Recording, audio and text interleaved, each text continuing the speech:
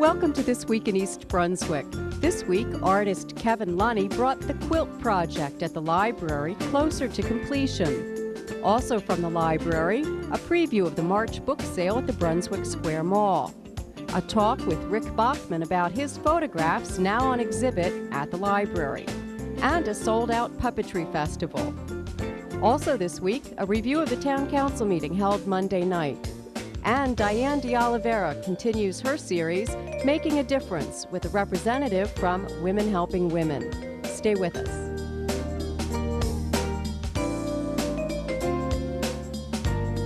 Hello, my name is Mary Ellen Firestone. I'm the Assistant Director here at the East Brunswick Library.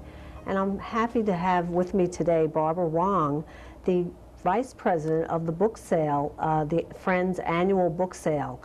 Good morning, Barbara. Good morning. How are you? I'm well, thanks. And I wanted to, today we wanted to talk a little bit about the Friends Annual Book Sale. Can you tell our viewers, when is the book sale?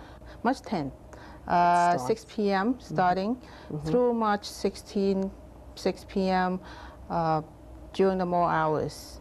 During the mall hours. Right. So it takes place, can you tell? Yeah, that will be held in the inside the mall, Brunswick Square Mall, right next to the entrance to JCPenney.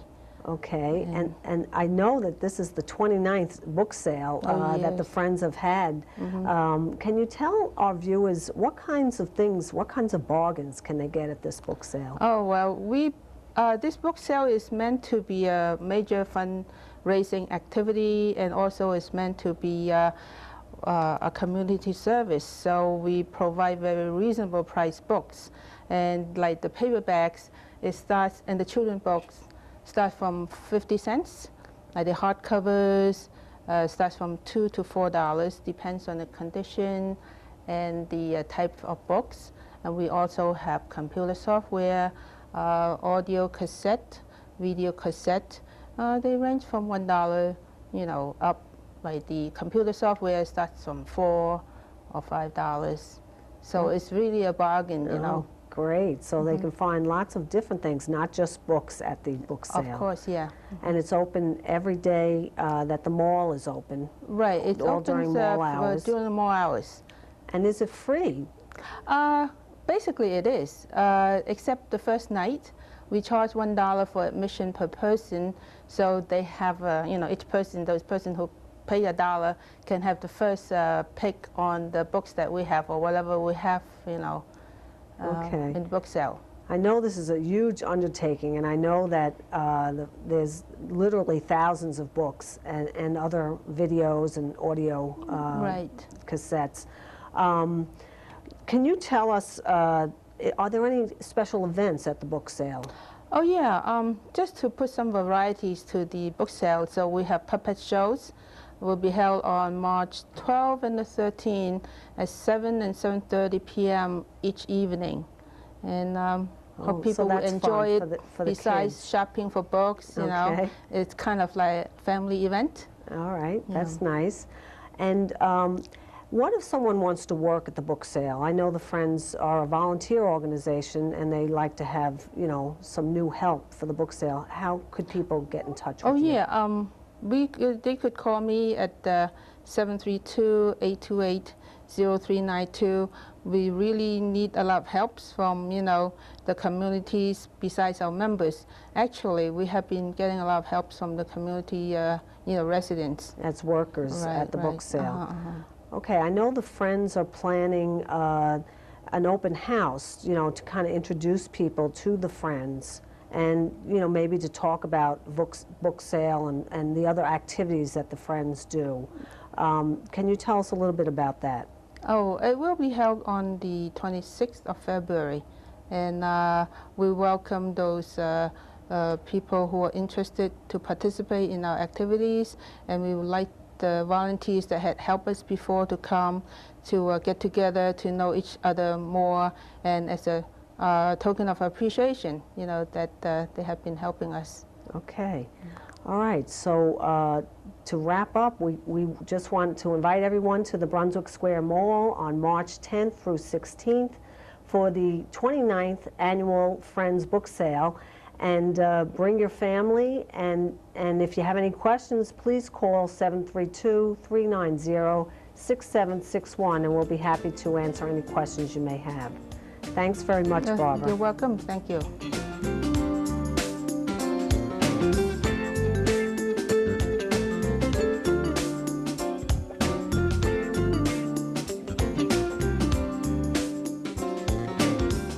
Central Jersey women, teens, and young girls facing such issues as mental or physical abuse, domestic violence, relationship challenges, or communication problems have an organization they can turn to for help getting through the crisis. Hi, I'm Diane DeOliveira, and with me today is Beth Sweet. She is a clinician with Women Helping Women. For people who've never heard of Women Helping Women, what is it? Wow. Women Helping Women is a nonprofit community organization, and we started in 1975. Initially, we started just as support groups under the premise that no one can help a woman as well as another woman who's lived in a similar situation. So all of the programs that Women Helping Women offers are programs created by women for women? Absolutely, yes. Now, you offer so many things, therapy sessions, support groups, ranging from everything, as we mentioned, for people going through sexual abuse, domestic violence, self-esteem.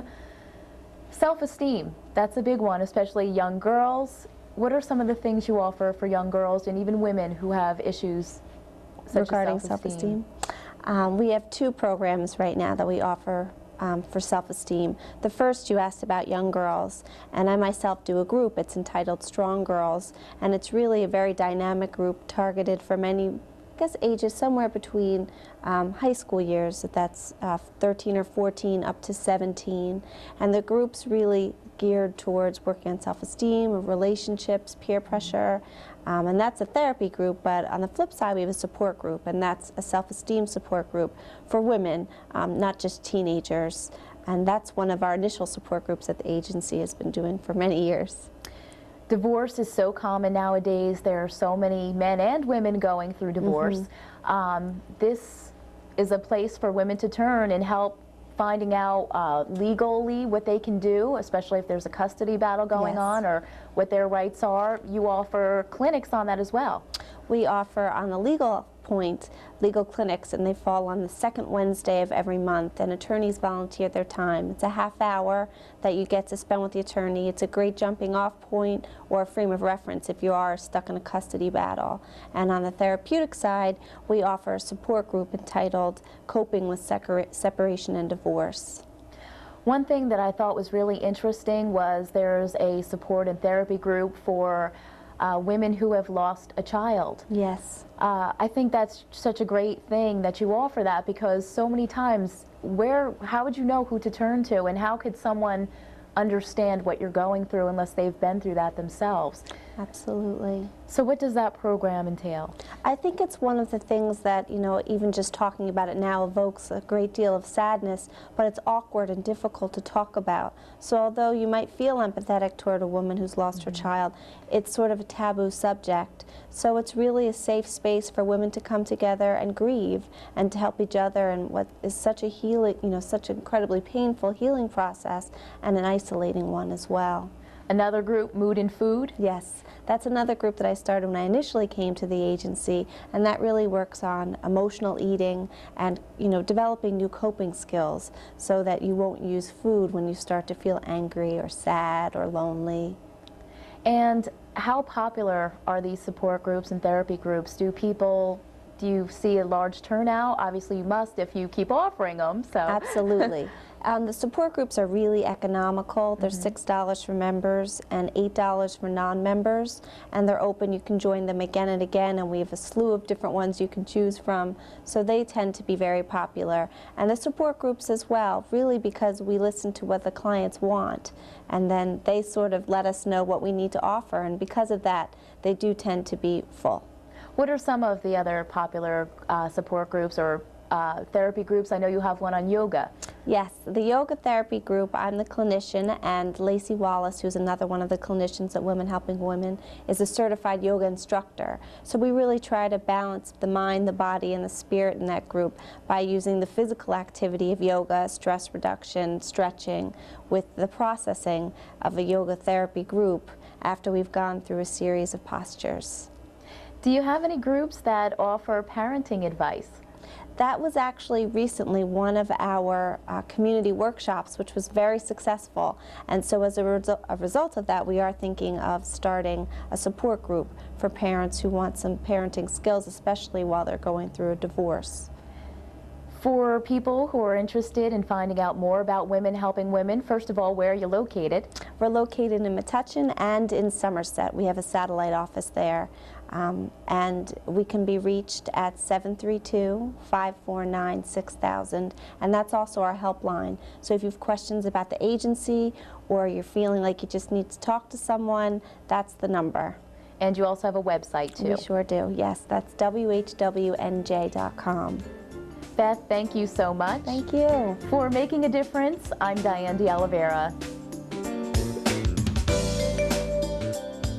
At Monday night's Town Council meeting, soccer was the key word for the evening. A resolution was read honoring Dan Miller for being named All-American in boys soccer. This is a resolution by the Township Council honoring Dan Miller for being named All-American in boys soccer.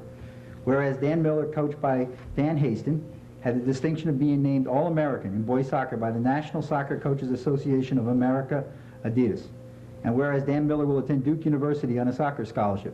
Now therefore be it resolved by the East Brunswick Township Council that it hereby congratulates Dan Miller for his accomplishments on being named All-American in boys soccer and for bringing credit to himself, his coach, his school, his family, and the entire East Brunswick community. Congratulations.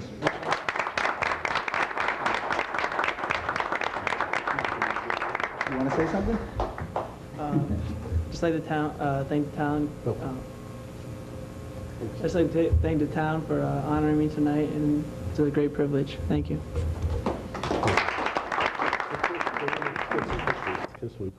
In addition, a resolution was also read honoring Heather O'Reilly for being named All-American in girls soccer. Mr. Mayor. Thank you, Council President. This isn't Heather O'Reilly next to me. Looks a lot This is Coach Lou Koza from the girls soccer team. Heather, I guess, is in North Carolina right now, getting prepared for college. As we all read in the newspaper a couple weeks ago, she was in China scoring goals against international competition. So it's nice to see her back in the States, huh? This is a resolution honoring Heather O'Reilly for being named All-American in girls soccer. Whereas Heather O'Reilly, coached by Lou Koza, had the distinction of being named All-American in girls soccer by the National Soccer Coaches Association of America. And whereas Heather O'Reilly will attend the University of North Carolina on a soccer scholarship.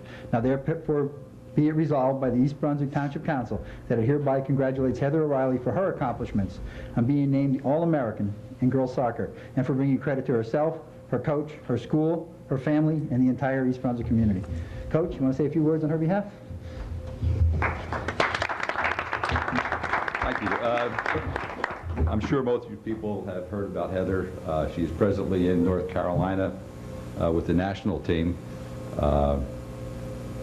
I think we're going to see a lot of her come, summertime with the Olympics and so on like that, and the World Cup teams. There's nothing much you can say about her. Those of you who have seen her, you're never going to see another person like her, on the high school level. We'd like to thank you all. Thanks. Thank you. Also, Mayor Bill Neary addressed the town council with a personal statement regarding his business affairs. I know how unorthodox this is, but I want to thank you for giving me the opportunity to step away from the mayor's seat to address you just as Bill Neary, Grove Street resident. I'm taking the liberty of making a largely personal statement at this time. The statement regards a matter involving my personal business affairs, and for reasons that will become apparent, it also touches in a peripheral way on the affairs of the township. It is well known to many of our residents that for many years I have owned and operated the Dairy Queen store in a heavily traffic area on Milltown Road in our township. It is also known to many of our residents that I entered into a contract to sell my property in December 2001, which is located in East Brunswick Commercial Zone, and I've decided to sell it to another commercial organization, namely Commerce Bank. Furthermore, it is well known throughout East Brunswick, and in fact throughout central and northern New Jersey, that Commerce Bank is engaged in a very active expansion program. There are new branches of the bank being opened at a growing number of locations in many communities throughout our state. Many, if not all, of these new bank facilities are being constructed on heavily trafficked areas and intersections similar to mine. Commerce first went to my property, and not to me, because the location was attractive to them. After identifying the property as being desirable to them, they sought me out along with several other owners of adjacent properties. Apparently, Commerce Bank is able to expand so dramatically because of its success as a banking institution. Indeed, our township does business with Commerce Bank because of the services they offer and the competitive advantages they offer us. Soon, Commerce Bank will seek certain approvals from our planning board, of which I am a member. Of course, I have and I will continue to recuse myself from any and all discussions and deliberations regarding the Commerce Bank application and Commerce's business dealings within the township. I want the public and the council to know that if the Commerce Bank proceeds with its plans to build a branch in our township, I plan to sell my property on Milltown Road and to establish a new, modernized year-round Dairy Queen in another area in the near future. But in a related and different matter, a government banking agreement exists between the Township of East Brunswick and Commerce Bank, which was, of course, negotiated by our long-term and long-time Chief Financial Officer, Lou Neely. Mr. Neely, in conjunction with the Township Administrator and the Township Attorney, prepared a request for proposals to several financial institutions, and on June 25th, 2002, Commerce Bank was chosen because it offered the most advantageous arrangement for the Township of East Brunswick. I had absolutely nothing to do with that process or the final decision. Obviously, there are those who could think there's a linkage between me as a mayor, my decision to sell the Commerce Bank, and the fact that Commerce does business with our township. There is no linkage. I happen to own and operate a business on a busy corner in our township that has become attractive to Commerce Bank planners and their very well-known and very visible expansion plans in New Jersey. One might also think I would be foolish as a business owner to turn my back on a business opportunity like this. I invite any interested citizen to attend planning board meetings related to this matter. The official documents regarding this application will be available to any citizen who might want them. Mr. Neely is also available to discuss the government banking agreement between the township and Commerce Bank. He can be reached in his office at 390-6848. Thank you for the opportunity to speak before you. Thank you, Mr. Mayor. The next town council meeting will be held on February 24th in the municipal courtroom.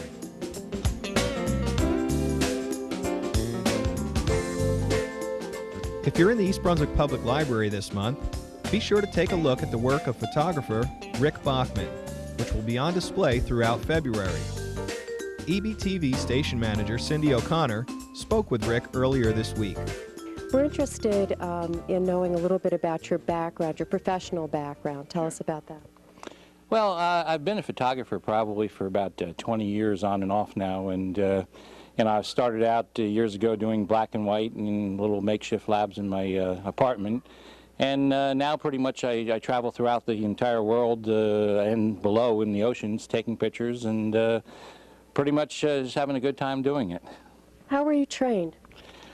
Pretty much self-taught and a lot of books and trial and error. I think that's probably the best way is trial and error. You do have images here of the water, both above and below. What special considerations do you have to take into account when you're underwater? Well, the first thing, you have to be a professional diver. I happen to be an assistant dive instructor.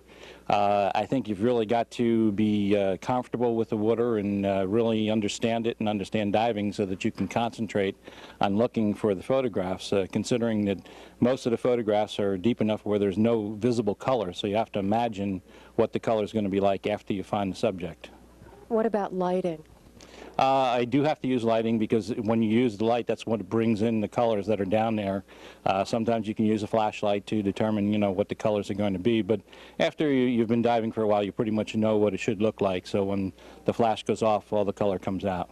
You have a series or a collection here of photographs of what I think of as domes. I think you said you're calling them ceilings. What did you have to take into consideration when you took those shots? Lighting is pretty tough. Most of these places, you know, you're not allowed to use flashes in them, so you have to be really concerned about, you know, what kind of film speed and, you know, camera settings you're going to use, and you also really just have to envision, you know, what it's going to look like. It's really hard to explain until you actually start developing them and seeing them that, you know, there's some beauty into these ceilings other than just passing by and going into a basilica or something and just looking at the statues. The color in your photographs is very vivid. Is there some special trick that you're using? No, pretty much it's in the printing process. You know, I happen to, you know, like vibrant colors. You know, some people like softs. I just happen to go for the vibrant colors. You have several images of Greece here. I think it looks like an officer of some kind and also an unusual windmill picture. Tell us about that. Okay, well, the windmill picture happens to be on an off day. They put sails up on these and they generate electricity. And they have a man or a woman that happens to live in the house, and their job is to, you know, man the sails when the wind's correct. And this is one of the many ways that the Europeans, you know, gather their energy. They're a little more efficient, I think, than we are in diversification of energy. As far as the picture of the guard, that is a guard at the palace over in Greece. And unlike London or a few of the other places, you actually can get up pretty close to the guards and get some pretty nice pictures. You've done some stills of flowers. Do you have an interest in botany? Not particularly. It's just that every country happens to have beautiful flowers. And I think they are one of the most photographic thing there is. And I just happen to enjoy taking pictures of them. Mainly my enjoyment is when people see them, they enjoy them, and it seems that everybody loves flowers.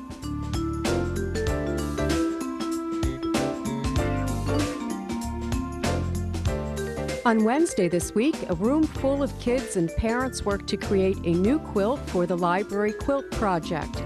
The project is the brainchild of Kevin Lunny, who began the evening with a brief history of quilts. She explained that 200 or so years ago, quilts were often one of the very few beautiful as well as functional objects people owned. They were and still are used as teaching tools and as gifts given to mark important occasions like marriages. Here's Kevin. Hi, my name is Kevin Lunny. I'm a fiber artist. I'm here at the East Brunswick Public Library to do the Library Quilt Project. This is a project meant to bring community together to produce 11 quilts that will hang permanently in the library in the Youth Services Division. The quilts are many themes. Our first one was my country. The one we're doing tonight is my favorite animal and my favorite place. And I believe we're on number 9. We only have 2 more quilts left, so I hope you can come join us soon to do the project. This is like a dog. This is a fish, and this is a little blue penguin, and this is a big penguin, and this is a dinosaur. For more information about the Library Quilt Project, please call Youth Services at 732-390-6789. The library was a very busy place this week. On Sunday, the 4th annual Phyllis Knorr Puppetry Festival opened curtains to a full house. Here's puppeteer Andrew Perriali. The show we brought down for you today is called Salmagundi, which really just means a collection of different things. And so we're doing a breakdancing cat routine. We have a number of puppets for you. This is the prince. He's from he's from The Princess and the Pea. We're also doing a version of Little Red Riding Hood, which is set in ancient Rome. Oh, here's the princess, good. And a version of Snow White that's performed using a bag of groceries as our cast of characters.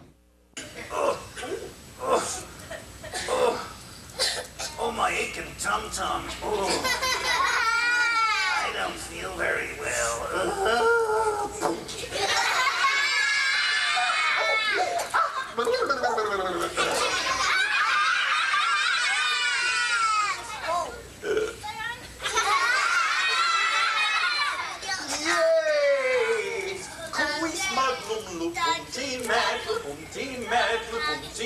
Bonnie and I have been performing together for 20 years, and our actual company of Perry Alley is in its 17th year, I believe.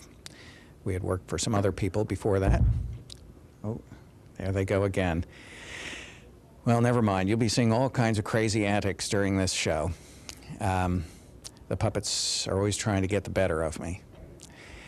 You may not know this, but I'm a Jersey boy myself. In fact, my first home was just off the campus at Rutgers, a little chicken farm run by some elderly Jewish people named the Bergs. Oh, dear. Don't worry, he's actually a vegetarian. That's all for this week. Join us next week when we speak with Camille Gaines about the African American art exhibit at the library. Thanks for watching.